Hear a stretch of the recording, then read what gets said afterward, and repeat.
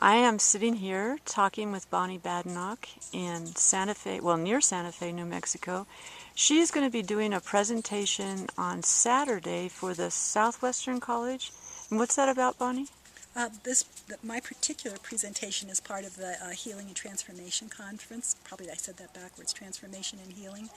And I'm going to be talking about how the brain can help us understand a therapeutic path from the beginning of therapy through the final session, and how that can deepen and enrich the experience for both the therapist and the client. I wanted to ask you about something that I've asked you about before in email, and you said that it's a topic that's under a lot of discussion right now in the therapeutic community, and that is the value, or maybe even the lack of value, in someone's telling their story. And let me tell you specifically where I'm coming from on that. I'm a mediator, and I work with a lot of mediators. And one of the things that is a premise upon which many models of mediation are based is that there needs to be time for the party to tell their story. Usually they feel wronged and they want the other party to hear what it is that's happened in their version of the story. And there is some belief in the neuroscience community that if you do that, the more times you tell the story, the deeper you're going to make the neuronal pathways that are connected with that story. In other words, if you pay attention to the story, you're going to get more of the story, or whatever the story resulted from. And I understand that that's not your belief. And so I'd like to hear what you have to say for both therapists and mediators about the value or the dangers or the upsides and the downsides of telling the story. We kind of have to back up a little ways to understand what the components of story are, what the components of an experience are. Like, I know you had an experience that was somewhat traumatic of being caught in the BART system, under the bay, with all these, how much pressure of water over your head. I mean, the mind can certainly picture what's going on under those circumstances. So there's two things happening in the brain. One of them is, there are two kinds of stories that are getting encoded. One is our visceral response to the story, which is called implicit memory, and it includes body sensations, which might be, in this case, if you're afraid, a tight stomach or fluttering in the chest, muscles getting tight, things like that. And then another part of that is a behavioral impulse, which in this case could be either to just kind of collapse and go away, or could be to want to run, but something the body wants to do in response to perceived danger. I'm going to be, forgive me if I'm a little bit slow here, but that's all right. I'm sure you're not. let me use being caught under the bay. Yes. I was nervous. I was scared. I was thinking, I better figure out what message I'm going to leave on voicemail, because that may be the last message, because it was dark and they'd turn off the lights and the air conditioning. So what was happening? Was I creating an implicit memory right then, or? Well, you're creating two kinds of memories, and one is certainly an implicit memory, which is, if we use a hand model of the brain, where this is the limbic system in here, there's a part of that, the amygdala, that responds very much to a dangerous situation by helping the body know what to do to get out of it. Well, in this case, there wasn't any getting out. Right. There was the being with. And so your amygdala is firing.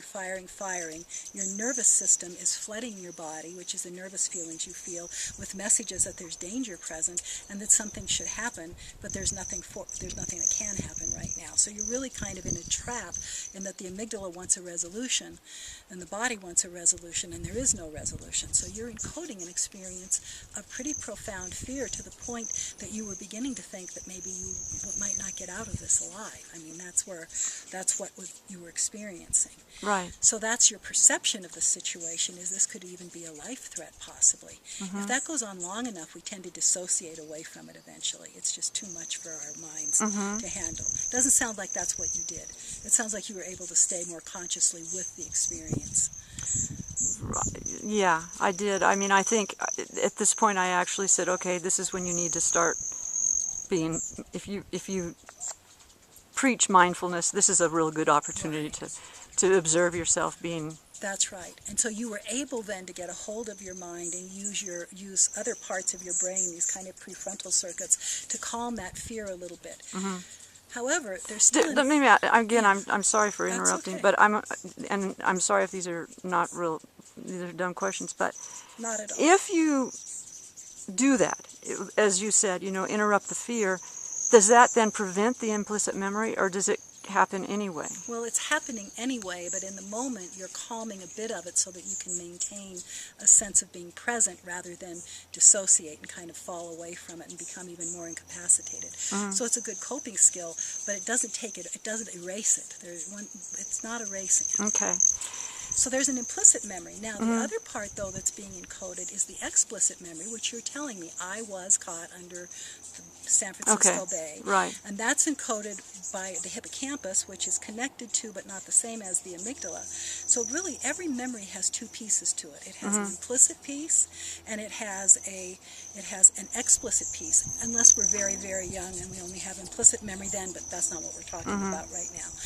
So if you think about it, when you recite the explicit memory and you say, this is what happened to me, if you're not in touch with the visceral feeling of it, then you know this is past, and it really is having no impact on you. It's just a story. If, however, as you tell that story, you feel the implicit activation of the fear, that's the part that needs to be healed and met with care, compassion, understanding, and embraced in order to actually have a relief from that implicit memory. Otherwise, if you're in a tight spot like that again, it might reactivate that.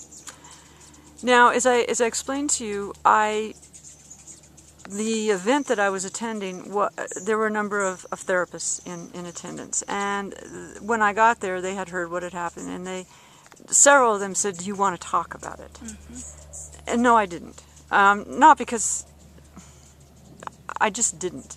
Yeah, you weren't ready to do that. You didn't need to do that. Didn't need to. Yeah. You knew. And so, what is that? I mean, how would a person know if they need to talk about it, and how would a therapist know if it's not the right time or even appropriate ever for the person to talk about it? How would you know that? Well, I think the issue is one of respect. I think as you approach somebody and ask them, do you want to, do you need to, do you want to talk about that? If the person says no, then that's where they are right now.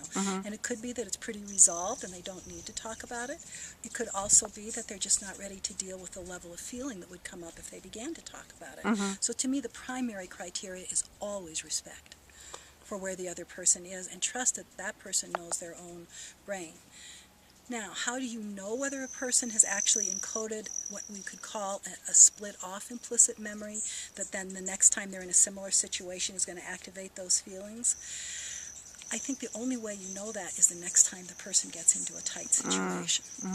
And see what all begins to come up. Like if you got trapped somewhere again sometime, who knows where, and you began to also have the same sensations in your body and began to even maybe have flashbacks to being on the BART, then we'd say there's something left here that needs to be helped, that needs to, again, be activated and have someone right there to provide comfort and safety and stability and calmness while you release and are met with something different now. And then that implicit memory changes its valence and its tone and is no longer able to be triggered in the future as you work through these things. So it's a very individual matter. And it could be that your capacity to practice mindfulness took care of this for you. It could be that you're just not ready to look at it yet. I don't have any way of knowing. Okay. But I do know that when we get stuff trapped in the implicit that is not processed, those are like the time bombs in our lives that can be set off another time. Okay. Now, I'm going to turn it off and start it again for part 2 because we're coming up on the time. Okay.